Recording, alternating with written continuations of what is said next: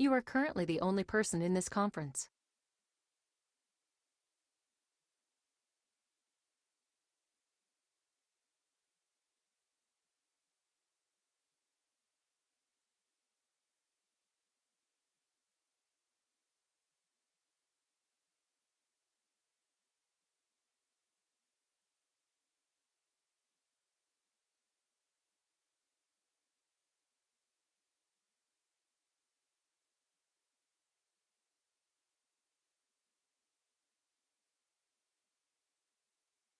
Ada suaranya? Tes. Oke, maaf ya. Jadi ternyata ini headsetnya terlepas. Sebentar.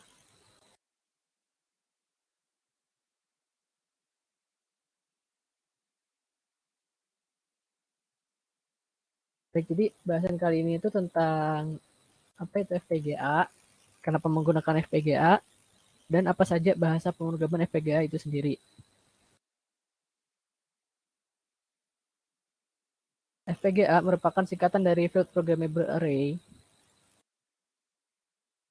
di mana Field Programmable itu sendiri artinya FPGA bersifat dapat dirancang sesuai dengan keinginan gitu ya, atau bisa dibilang dapat diubah-ubah gitu programnya tanpa perlu proses burn atau hardwire dari pabrik.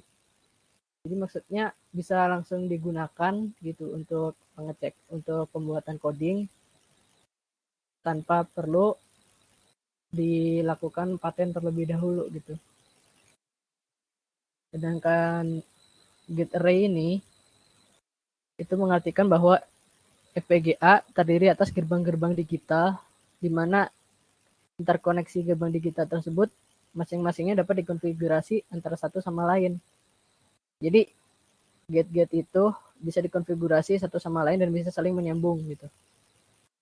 Atau bahasa lainnya, FPGA merupakan sebuah integrated circuit yang dapat digunakan untuk mengimplementasikan suatu fungsi atau algoritma secara perangkat keras atau akselerator.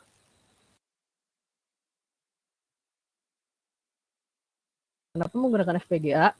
Karena FPGA itu simple, fleksibel gitu ya. Maksudnya adalah FPGA bisa diprogram oleh siapapun gitu. Dari pemula sampai dengan yang sudah handal itu bisa melakukan programmable ke FPGA. Yang kedua, FPGA itu reconfigurable. Seperti yang tadi dibilang, bahwasannya FPGA itu tidak perlu dipatenkan dulu untuk digunakan. Jadi kita ingin mencoba-coba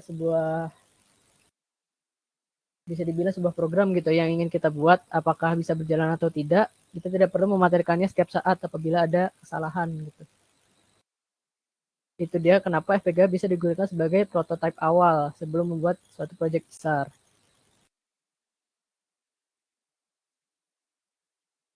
Sejarah FPGA ini dikembangkan oleh perusahaan Xilinx di San Jose, California pada tahun 1984. Perkembangan selanjutnya, FPGA mulai diproduksi oleh perusahaan-perusahaan besar yaitu Altera, Lattice, dan QuickLogic.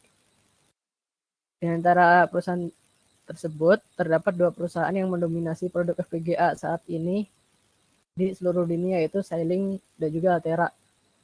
Yang saya kasih contoh gambar di sini adalah salah satu produk Xilinx yaitu Spartan 3. Pada awalnya itu ada 5 perusahaan besar yang memproduksi FPGA. Di antaranya adalah Xilinx dan Altera yang sekarang mengerajai gitu pasar ya. Sedangkan Lattice, Estel dan QuickLogic adalah perusahaan-perusahaan kecil yang memang memiliki pasar khusus gitu. Mereka tidak kalah saing, tapi mereka memiliki pasar khusus.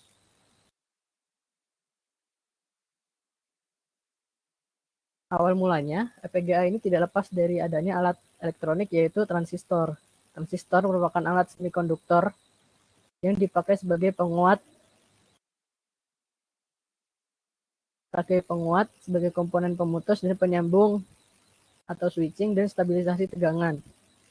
Layaknya apa ya, layaknya kabel gitu.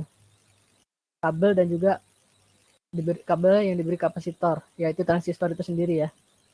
Mungkin bisa searching itu transistor seperti apa.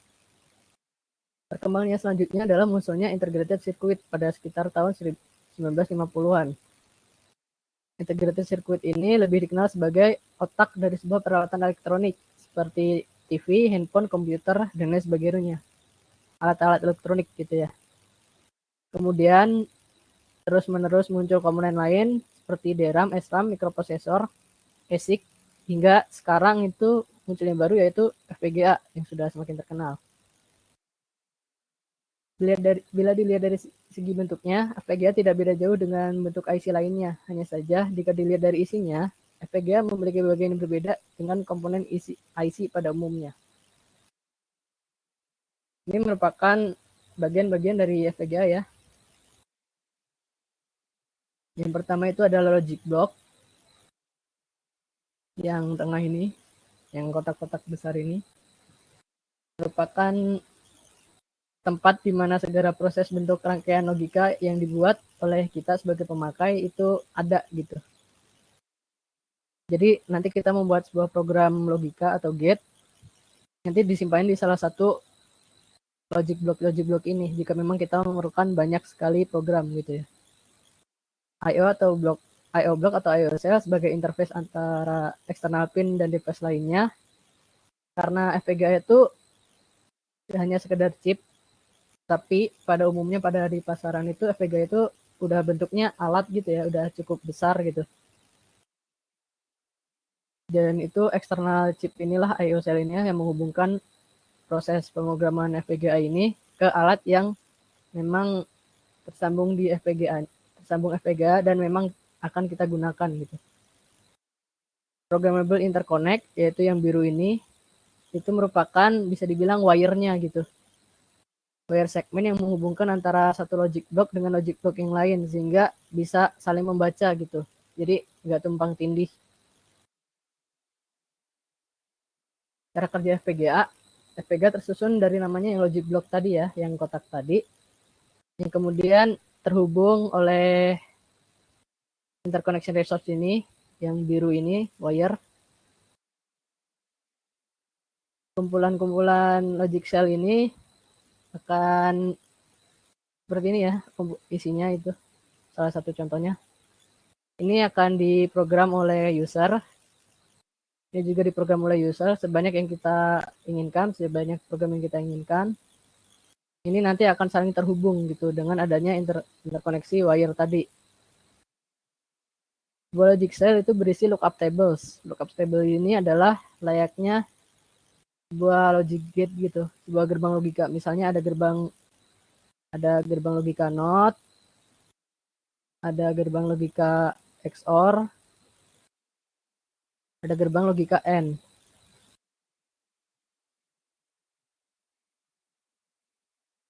Itu nanti semuanya ini akan dituliskan pada LUT ini, di lookup table ini. Itu nanti akan membuat sesuai dengan apa yang kita programkan ya, apa bentuknya.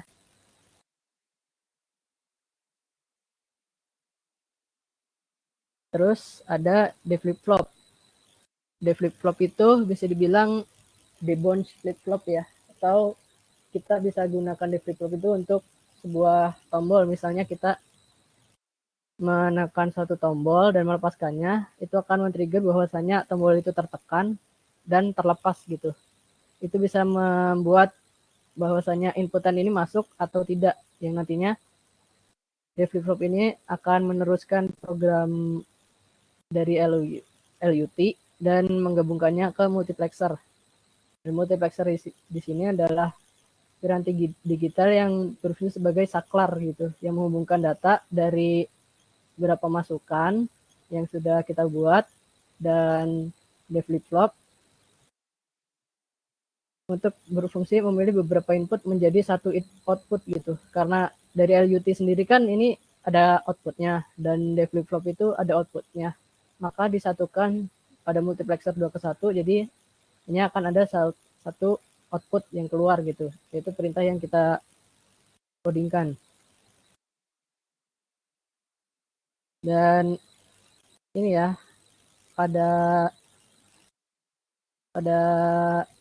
FPGA ini dengan ini bisa nyambung gitu ya, atau ini ke bawah, atau ini ke sini, kemana. Inilah kelebihan dari FPGA.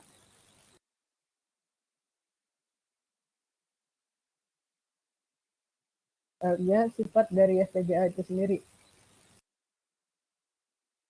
Sifat dari FPGA itu bersifat volatile, yang artinya ketika sumber daya FPGA itu dicabut, maka FPGA akan kehilangan fungsinya, atau semua program yang kita programkan pada FPGA itu akan menghilang gitu ya. Jadi bisa dibilang FPGA itu tidak memiliki ROM atau layaknya komputer gitu ya. Karena komputer kan kita men-shutdown atau tiba-tiba mati listrik gitu ya, kita masih bisa meresume pekerjaan kita. Tapi untuk FPGA itu tidak. Jadi kita harus memulai lagi dari awal. Jadi jikalau tidak ada listrik yang nyambung, FPGA ini akan kembali lagi menjadi blank canvas yang harus kita program ulang gitu. Selanjutnya adalah perbedaan FPGA dengan microcontroller. Nah, microcontroller adalah komputer mini yang dibuat khusus di dalam IC. Ini ya, yang kanan. Dengan FPGA terdiri dari blok logika yang dapat dibuat ulang secara elektrik. Jadi FPGA itu kotak yang kecilnya ini. Sedangkan alat-alat yang di samping itu yang tadi tersambung dengan IO cell tadi, yang akan menyambungkan apa program yang kita buat di dalam FPGA ini ke alat yang kita butuhkan di sekitarnya. Yang kedua, microcontroller mengkonsumsi daya lebih sedikit daripada FPGA. Karena yang kita tahu, microcontroller ini sudah diprogram oleh pabriknya gitu ya. Jadi perlu proses burn dulu untuk bisa menggunakan microcontroller, tapi tidak perlu memprogram lagi untuk bisa menggunakannya. Jadi sedangkan FPGA perlu listrik untuk pemrograman. Jadi itulah kenapa konsumsi daya lebih sedikit pada saat kita menggunakan microcontroller dibandingkan FPGA. Terus yang ketiga, FPGA membutuhkan waktu yang lama untuk pengaturan sementara, sedangkan microcontroller ada yang sudah siap pakai. Seperti yang saya sebutkan tadi ya. Jadi ini udah ada yang disiapkan oleh pabriknya untuk digunakan langsung, sedangkan untuk menggunakan FPGA kita harus mengcoding ulang. Membangun perangkat dengan FPGA lebih mahal daripada microcontroller. Karena untuk membangun perangkat itu, karena tadi ya FPGA itu bisa digunakan sebagai prototype, itulah kenapa FPGA bisa lebih mahal gitu. Karena kita bisa mencoba-coba dulu, jika memang kita menginginkan membuat sebuah program atau beberapa banyak program ya, kita takutnya kita gagal, kita tidak perlu membeli IC terlebih dahulu gitu. Tapi kita bisa membeli FPGA untuk mengotak-atiknya. Walaupun bisa dibilang nanti nominalnya lebih mahal kita beli FPGA, tapi kegunaan dari FPGA ini akan terus bisa digunakan gitu ya. Akan terus berguna walaupun nantinya kita sudah selesai membuat apa yang kita inginkan dengan microcontroller. Seperti itu.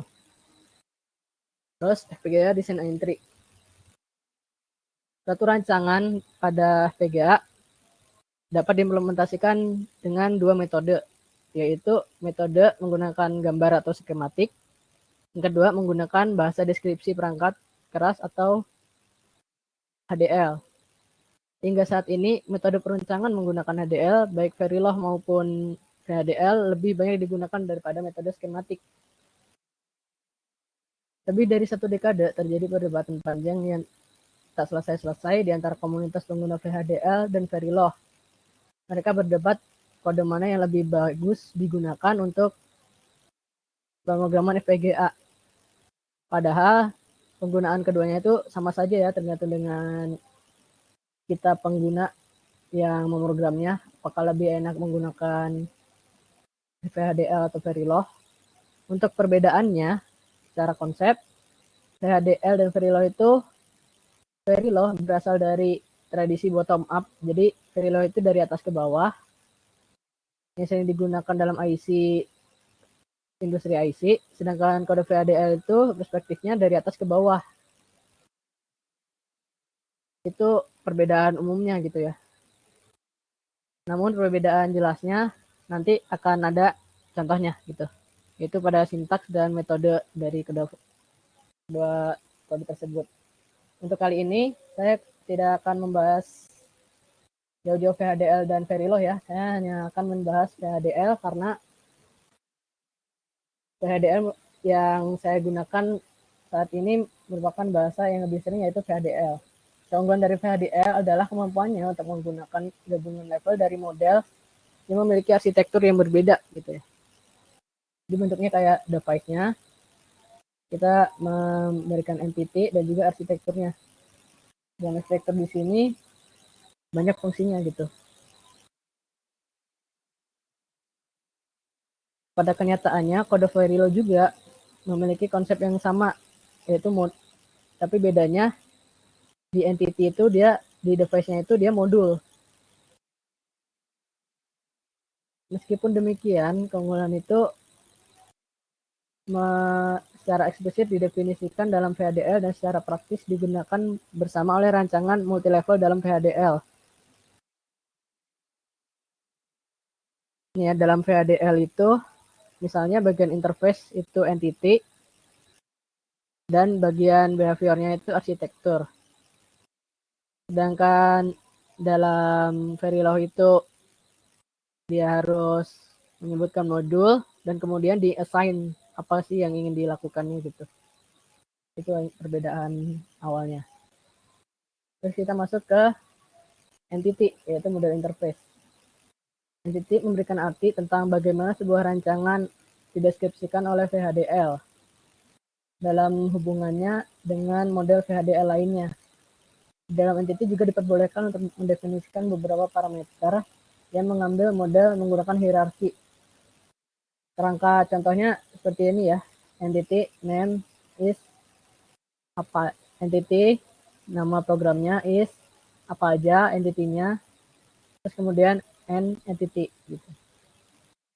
Bagian-bagian dari entity lainnya adalah port, generic, dan constant.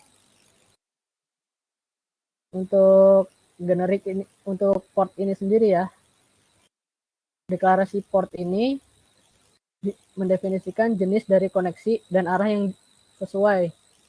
Jadi apa sih isi dari ini, misalnya input 1, input 2 itu apa, input 3 itu apa, definisinya apa, itu semuanya ada di port. Sedangkan di generic atau dan konstan itu hal yang bisa dibilang kayak inputan lainnya gitu yang tidak ada dalam port gitu. Selanjutnya merupakan model behavior atau arsitektur. Entity menjelaskan interface pada model VHDL atau bisa dibilang bagian depan gitu ya dari VHDL. Arsitektur mendefinisikan perilaku atau behavior dari apa yang tadi tertulis di entity itu, yang tertulis di interface-nya. Itu semua akan difungsikan, akan bisa digunakan jika kita mendefinisikan perilakunya. Ada beberapa jenis dari arsitektur VHDL, dan VHDL memungkinkan arsitektur yang berbeda untuk didefinisikan pada entitas yang sama. Jadi maksudnya jika satu atau lebih behavior yang berbeda itu bisa didefinisikan pada saat kita menggunakan hanya satu entity gitu. Misalnya entity-nya tuh input output, inputnya 3, outputnya 2, behavior pertama itu inputnya 2, output 1, behavior kedua itu input 3, output 2, itu bisa saja digunakan tanpa perlu kita menulis entity lagi gitu. Kita hanya perlu menambahkan synthetic behavior lagi.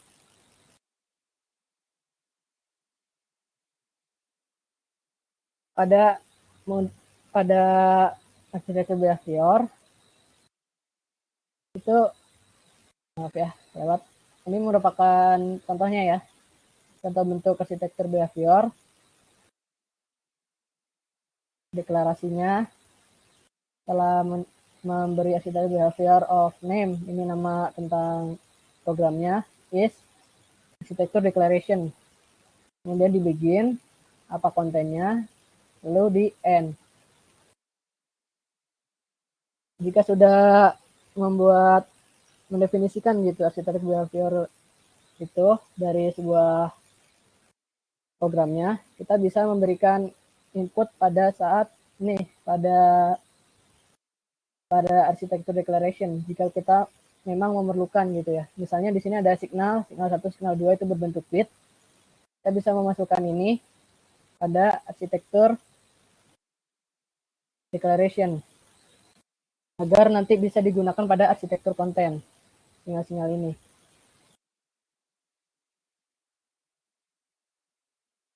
Itu VHDL untuk desain FPGA. Pada saat inisialisasi, nilai default dari sinyal dan variabel itu sering diabaikan. Ini berarti bahwa kita harus memastikan dulu apa sih set and reset, apakah perlu sinkron atau asinkron, dan harus digunakan pada semua flip-flop untuk memastikan kondisi awal yang stabil. Jadi kode yang kita masukkan itu harus mendefinisikan flip-flopnya pada setiap kode gitu ya. Bukan setiap kode sih, gimana ya. Jadi kita harus mendefinisikan bahwa ini low, ini high pada semua kode. Jadi tidak ada nilainya gitu, tidak defaultnya tidak ada.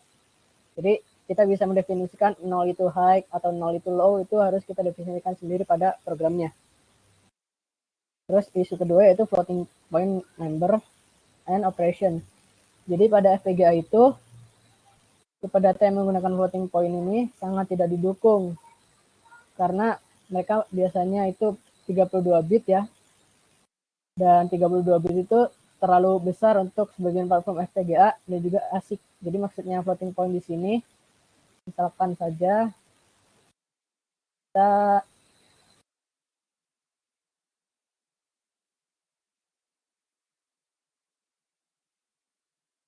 kita punya angka 1, 2, 3, 4, sekian, masih banyak gitu ya. Nah ini mungkin akan menjadikan error pada FPGA gitu ya. Karena tidak kuat karena floating point ini biasanya 32 bit gitu. Kita harus mendefinisikan sendiri, misalnya floating point ini cukup hanya sampai 2 angka di belakang koma. Kita harus mendefinisikannya lagi gitu pada FPGA.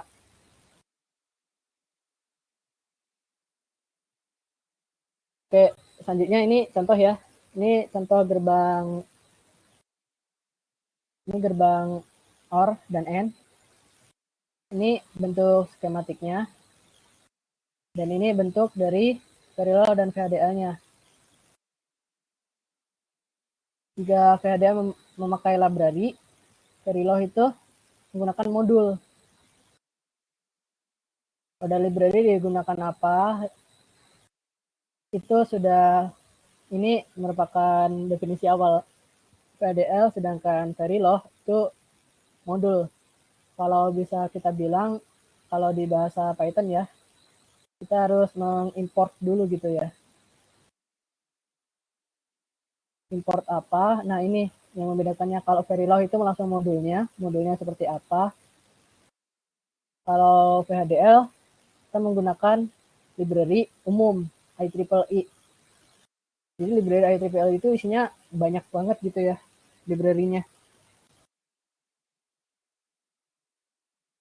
Yang kita gunakan karena kita menggunakan logic gate sebagai contoh awalnya.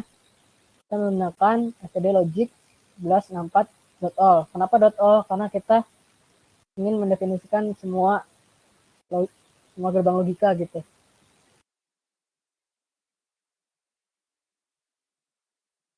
Input dan output. Bentar. Input dan output ini merupakan bagian dari Verilog, sedangkan bagian dari HDL itu entity ini ya. input A dan B, output Q dan R. Sedangkan di PHDL itu entity dari sebuah gate itu adalah port A dan B itu input, port Q dan R itu output. Jadi memang sedikit panjang gitu ya untuk penulisannya.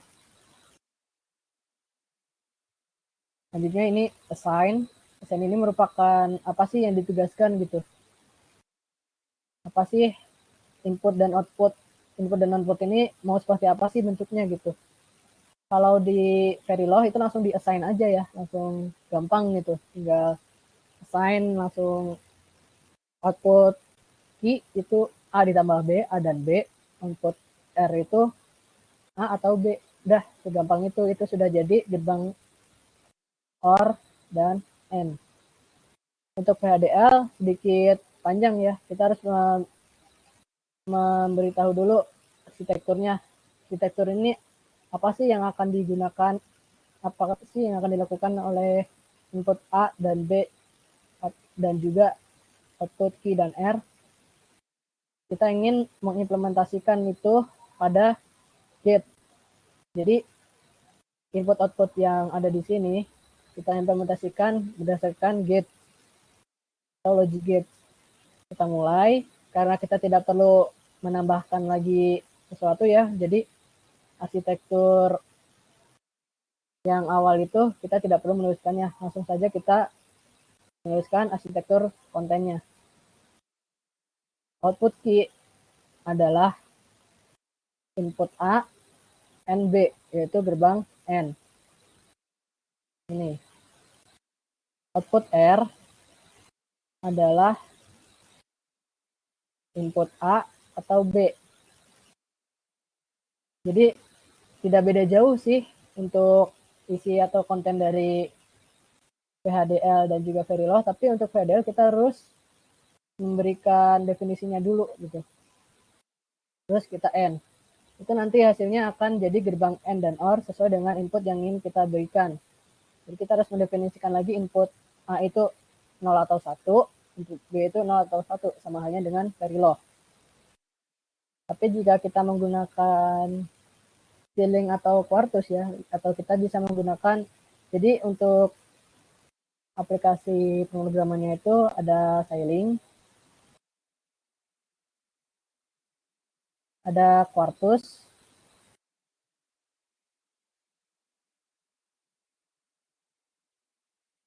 ini Ceiling ini untuk FPGA khusus Ceilingnya, Quartus ini untuk digunakan pada FPGA Altera gitu ya. Dan juga ada satu lagi itu IDEA Playground. IDEA Playground ini merupakan sebuah web ya, web untuk kita mencoba-coba kode gitu sebelum, atau bisa dibilang jika kita tidak memiliki alatnya atau kita tidak ingin menginstal Ceiling atau Quartus, kita bisa menggunakan IDE Playground untuk mengotak-atik kode atau membuat kode sesuai kita. Misalnya juga ada simulasi kecilnya gitu ya pada IDEA Playground. Ya mungkin ini contohnya. Selanjutnya adalah perbedaan dari PHDL dan juga Verilog. Mungkin kita zoom dulu ya.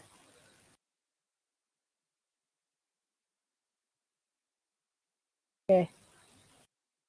PHDL itu di introduction-nya atau bisa dibilang pembukaannya itu pada tahun 1980-an. Pada awal-awal 1980-an gitu ya. Jadi lebih awal dipromosikan atau bisa dibilang lebih awal dikenalkan gitu. Sedangkan untuk Verilog itu dikenalkan pada tahun 1984. Diferensinya PHDL bisa dibilang bisa ngasih tahu gitu jika memang ada error pada saat kita pembuatan kode ya. Nah, beda saat kita membuatan kode bisa memberitahu bahwasanya kode ini error atau ini salah gitu ya. Itu VHDL itu masih lebih bisa digunakan. Sedangkan Verilog itu kalau salah itu kita harus mengecek hasilnya gitu dulu gitu loh. Jadi oh ini salah nih, jadi oke langsung ganti aja gitu. Itu bisa dilakukan pada Verilog, sedangkan di VHDL itu kita harus menunggu proses sintetiknya dulu, apakah ada error atau tidak gitu. Untuk versi VHDL menggunakan IEEE versi yang paling baru ya, jadi VHDL itu selalu diupdate, sedangkan Verilog itu menggunakan IEEE yang versi lama yang 2005. Untuk sintaknya sendiri, sintak dari VHDL itu adalah sintak dari ada atau Pascal-like. Maksudnya di sini VHDL hampir mirip dengan Pascal gitu untuk pengetikan programannya. Sedangkan untuk Verilog itu mirip-mirip dengan bahasa pemrograman C atau C++. Dan untuk codingnya sendiri dalam VHDL itu jika kita salah huruf besar atau huruf kecil itu sangat mengaruh ya. Jadi harus benar-benar diketik sesuai huruf besar huruf kecilnya gitu. Sedangkan untuk Verilog itu tidak. Jadi jika kita menulis huruf besar atau huruf kecil itu tidak terlalu bermasalah untuk Verilog gitu. Atau mungkin jika memang teman-teman penasaran atau mungkin dari saya salah, bisa dicek lagi ya di internet apakah yang saya terbalik atau tidak.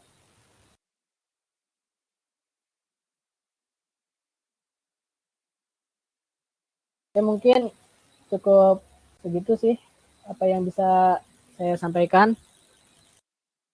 Apakah dari teman-teman yang lain ada yang ingin ditanyakan?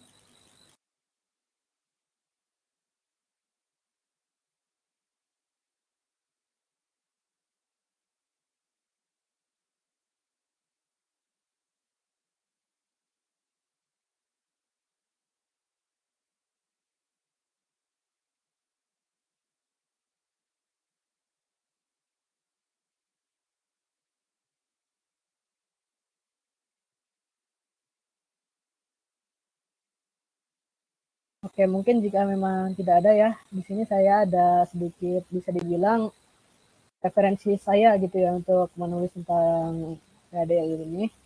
Walaupun bisa dibilang ini tuh bahasa Inggris gitu ya. Bentar, saya cari dulu.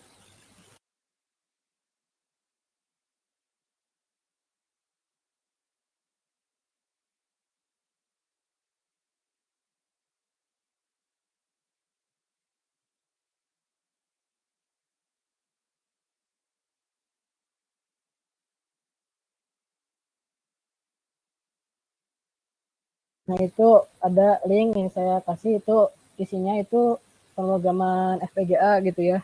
Itu buku merupakan PDF yang itu bisa langsung di-download ya. Itu menjelaskan tentang VHDL, apa sih VHDL itu, seperti apa, lebih lengkapnya gitu ya tentang VHDL dan juga FPGA. Tapi ya yang pastinya gitu ya, yang kita ketahui bukunya itu isinya bahasa Inggris, jadi boleh-boleh saja gitu ya digunakan untuk sebagai bahan referensi belajar gitu. Untuk ingin mengenal lebih jauh tentang FPGA dan HDL. Oke, jika memang tidak ada pertanyaan lagi, maka saya cukupkan sekian share ilmu kita pada kali ini. Mohon maaf bila banyak kesalahan karena saya masih dalam tahap belajar ya. Kita juga masih dalam tahap belajar, jadi wajar jika kita membuat salah. Oke, sekian dari saya. Billahi taufiq wal hidayah. Assalamualaikum warahmatullahi wabarakatuh.